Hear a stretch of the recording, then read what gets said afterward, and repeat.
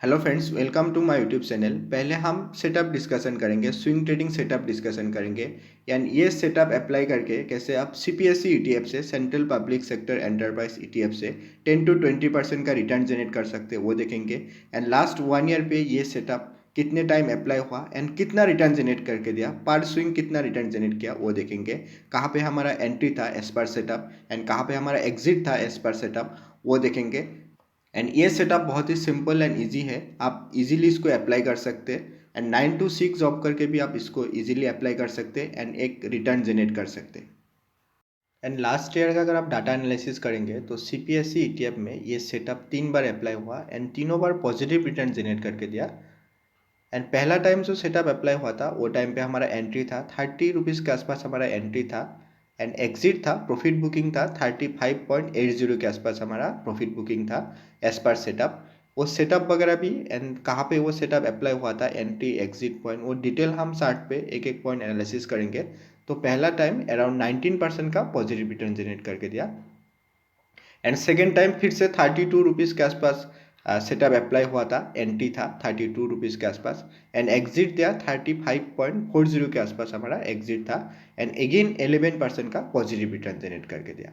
And third time फिर से हमारा एंट्री था सीपीएससी ईटीएफ में 34 रुपीज़ के आसपास एंट्री था। एंड 38.20 के आसपास हमारा एग्जिट था as per setup. And again 12% का पॉजिटिव रिटर्न जनरेट करके दिया।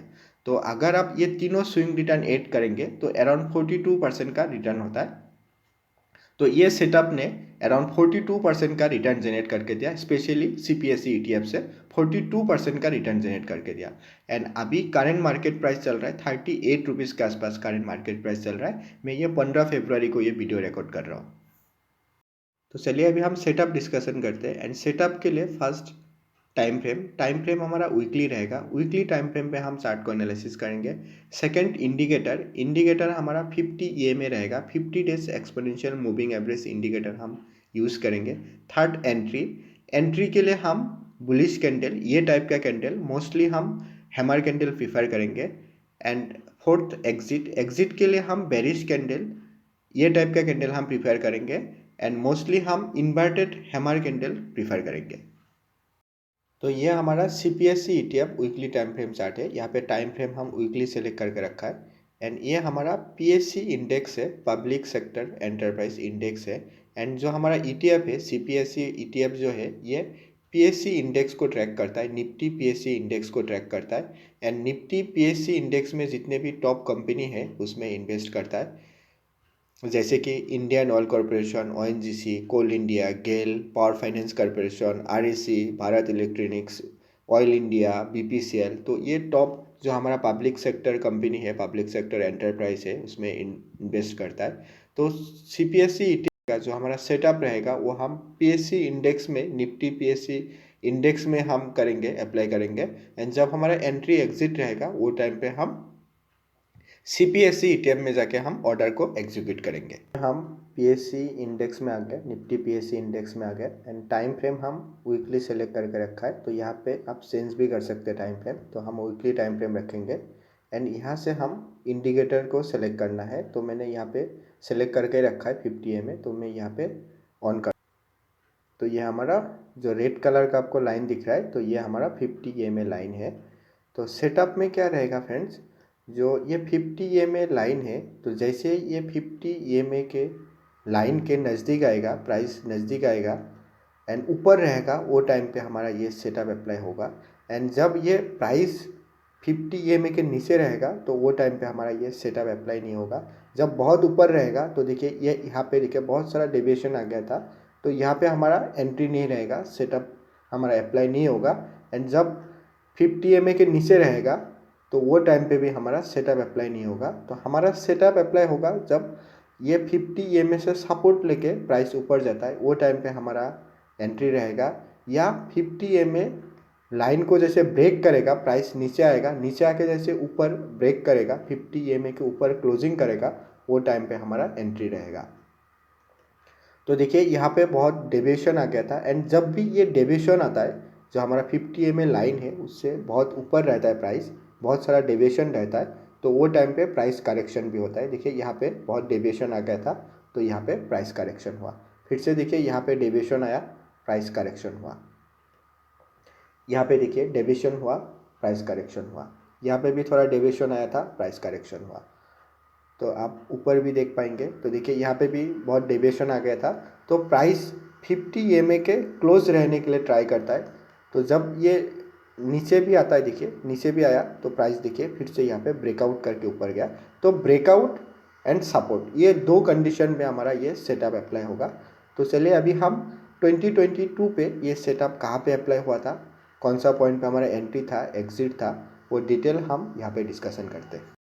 तो यहाँ से हमारा 2022 का प्राइस एक्शन स्टार्ट होता है, प्राइस यहाँ से हमारा स्टार्ट होता है। तो ये जनवरी फर्स्ट वीक का कैंडल है, तो यहाँ पे हमारा सेटअप अप्लाई नहीं हुआ। तो पहला सेटअप हमारा यहाँ पे अप्लाई हुआ, जैसे हमने कैंडलस्टिक डिस्कशन किया। तो यहाँ पे देखिए 50 EMA लाइन को यहाँ पे टच किया एंड यहाँ पे एक बुलिश कैंडल फॉर्मेशन किया, हैमर कैंडल फॉर्मेशन किया।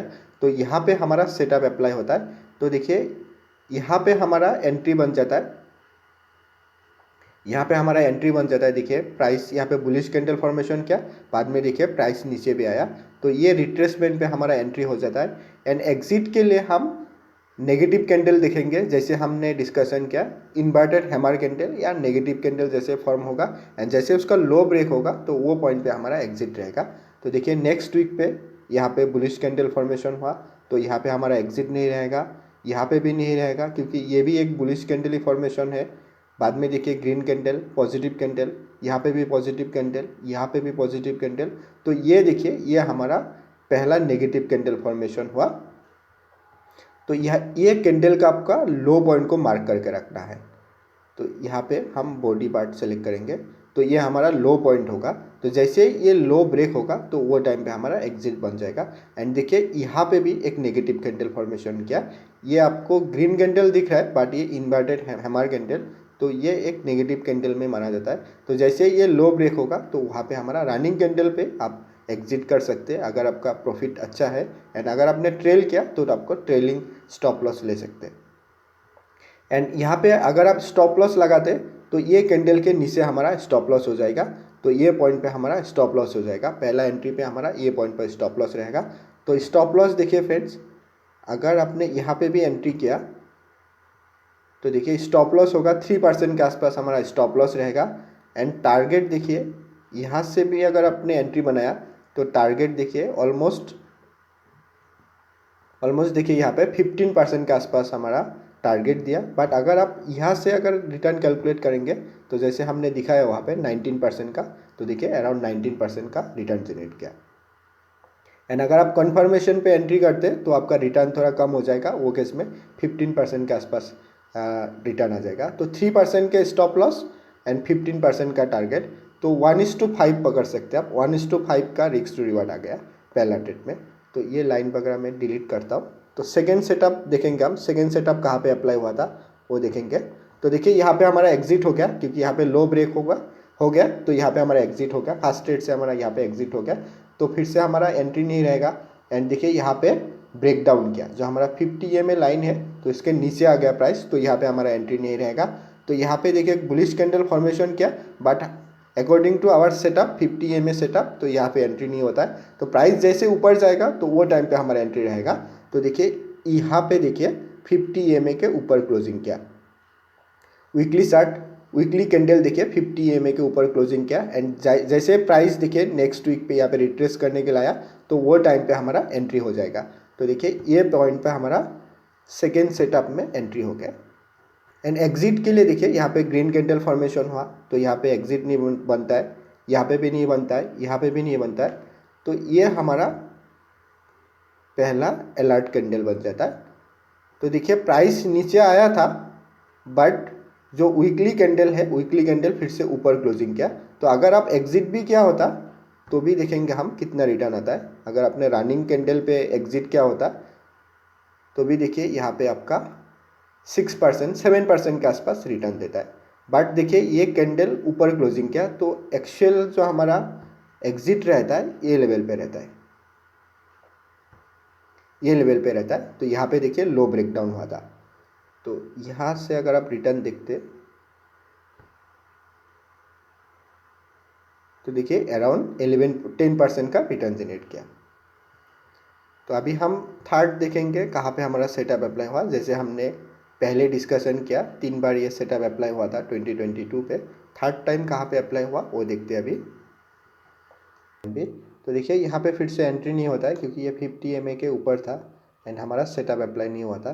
तो देखिए बाद में देखिए यहाँ पे देखिए 50 MA के नीचे आया, बट देखिए यहाँ पे ऊपर क्लोजिंग कर दिया, तो यहाँ पे हमारा एंट्री हो जाता है। एंड एंट्री के लिए आप डेली टाइम फ्रेम भी रेफर कर सकते हैं। एंट्री एंड एग्जिट के लिए आप डेली टाइम फ्रेम पे भी एनालिसिस कर सकते हैं, तो आपका जो एंट्री है वो थोड़ा बेटर एंट्री हो सकता है अगर आप डेली टाइम फ्रेम यूज़ करेंगे। एंड एग्जिट के समय भी आप डेली टाइम फ्रेम यूज़ कर सकते हैं, तो आपका प्रॉफिट थोड़ा ज़्यादा हो सकता है वो केस में। तो देखिए यहाँ पे हमारा फिर से एंट्री हो जाता है। यहाँ पे ऊपर क्लोजिंग किया, बुलिश कैंडल फॉर्मेशन किया, हैमर कैंडल फॉर्मेशन किया वीकली टाइम फ्रेम पे, यहाँ पे ऊपर क्लोजिंग किया, 50 MA के ऊपर क्लोजिंग किया। तो प्राइस देखिए जैसे यहाँ पे रिट्रेस करने के लिए आया तो यहाँ पे हमारा एंट्री बन जाता है। एंड एग्जिट के लिए देखिए यहाँ पे नेगेटिव कैंडल फॉर्मेशन किया, बट यहाँ पे लो ब्रेक नहीं हुआ। एंड स्टॉप लॉस देखिए यहाँ पे हमारा रहेगा स्टॉप लॉस, थर्ड टाइम हमारा यहाँ पे स्टॉप लॉस रहेगा, थर्ड एंट्री पे हमारा यहाँ पे स्टॉप लॉस रहेगा। एंड सेकेंड टाइम पे देखिए हमने यहाँ पे एंट्री बनाया था, यहाँ पे हमारा एंट्री था, तो आप ये कैंडल के लो पॉइंट पे आप स्टॉप लॉस लगा सकते थे। तो देखिए यहाँ पे हमारा एंट्री हो जाता है, यहाँ पे एक अलर्ट कैंडल फॉर्मेशन होता है, बट इसका लो ब्रेक नहीं होता है, क्लोजिंग ऊपर कर जाता है वीकली टाइम फ्रेम पे। एंड यहाँ पे देखिए रिटर्न भी नहीं आ रहा था, तो यहाँ पे एग्जिट नहीं बनता है क्योंकि स्टॉप लॉस तो हमने लगाए अराउंड। देखिए स्टॉप लॉस यहाँ पे कितना होता है स्टॉप लॉस, वो एक बार देख लेंगे। देखिए अराउंड 2% के आसपास स्टॉप लॉस हो जाता है। एंड देखिए यहाँ पे हमारा अलर्ट कैंडल फॉर्मेशन होता है, बट क्लोजिंग जो है इसके नीचे नहीं होता है, तो हमारा यहाँ पे एग्जिट नहीं बनता है। तो एग्जिट बनता है फ्रेंड्स यहाँ पे देखिए, यहाँ पे एक नेगेटिव कैंडल फॉर्मेशन किया, इन्वर्टेड हैमर कैंडल फॉर्मेशन किया, एंड देखिए वीकली टाइम फ्रेम पे इसके नीचे क्लोजिंग किया, तो यहाँ पे हमारा एग्जिट बन जाता है।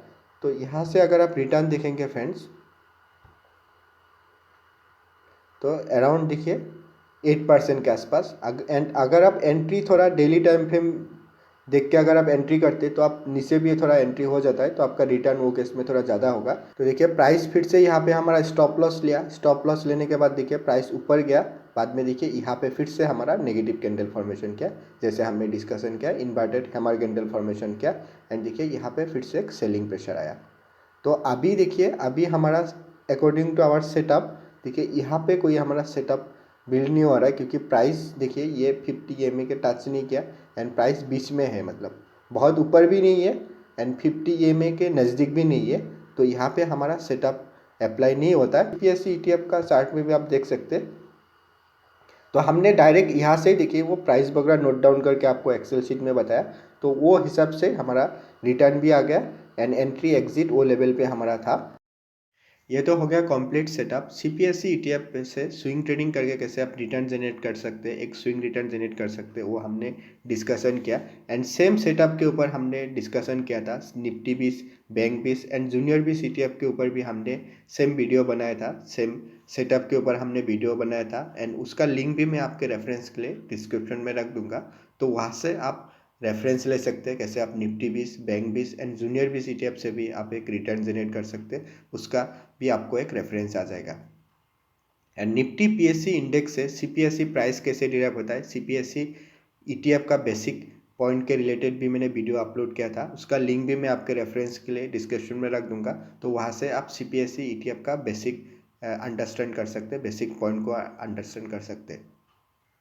तो ऐसा करके अगर आप स्विंग ट्रेडिंग करेंगे CPSE ETF, Nifty 20 ETF, bank 20 ETF, junior 20 ETF, pharma 20 ETF, IT 20 ETF, तो ये सभी इंडेक्स में आप बैक टेस्टिंग कीजिए। एंड जब आपको बैक टेस्टिंग करना रहेगा तो आप जो ETF है उसका चार्ट मत देखिए, आप उसका जो कॉरेस्पॉन्डिंग इंडेक्स है, जैसे निफ्टी 20 ETF का हमारा निफ्टी 50 इंडेक्स है, तो आप सेटअप निफ्टी 50 इंडेक्स में ढूंढना है। जैसे आपका सेटअप अप्लाई होगा, बाद में फिर आपको जैसे ऑर्डर एग्जीक्यूशन करना रहेगा, तो वो टाइम पे आप ETF का चार्ट में जाके ऑर्डर को एग्जीक्यूशन कीजिए। बट आप चार्ट सेटअप आप इंडेक्स में देखिए। जब आप बैंक 20 ETF में करेंगे तो आपको बैंक निफ्टी चार्ट को देखना है, बैंक निफ्टी चार्ट में आपको सेटअप ढूंढना है। जब आप IT 20 ETF में करेंगे, ट्रेडिंग करेंगे, स्विंग ट्रेडिंग करेंगे, तो आपको निफ्टी आईटी इंडेक्स का चार्ट में वो सेटअप ढूंढना है, सेटअप अप्लाई करना है। जब आपको ऑर्डर एग्जीक्यूशन करना रहेगा तो जाके फिर आप ईटीएफ में ऑर्डर एग्जीक्यूशन करेंगे। तो ऐसा करके आप बैक टेस्टिंग कीजिए एंड आपको सूटेबल लगता है तो आप अप्लाई कर सकते हैं। आपके रिस्क प्रोफाइल के हिसाब से अगर सूटेबल होता है तो सेटअप अप्लाई कर सकते हैं, एक आप रिटर्न जनरेट कर सकते हैं। ये हमने पूरा कंप्लीट सेटअप आपके साथ डिस्कशन किया, बैक टेस्टिंग किया, रिटर्न भी आपके सामने रखा है। आई होप फ्रेंड्स आपको वीडियो इन्फॉर्मेटिव लगा तो kindly like share and subscribe. Thank you for watching.